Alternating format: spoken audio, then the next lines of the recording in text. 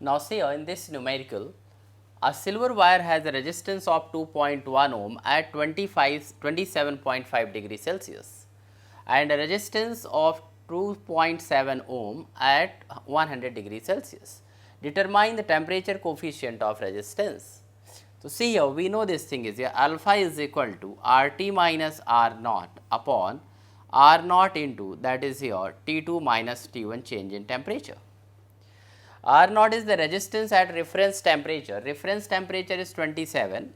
So we can write R 27.5 degrees Celsius is equal to 2.1 ohm, and R temperature at 100 degrees Celsius, resistance at 100 degrees Celsius is equal to 2.7 ohm.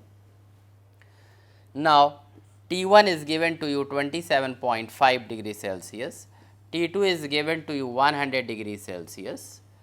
So we can get here value of alpha. So alpha is equal to R 100 minus R 27.5 divided by R 27.5 into T2 minus T1.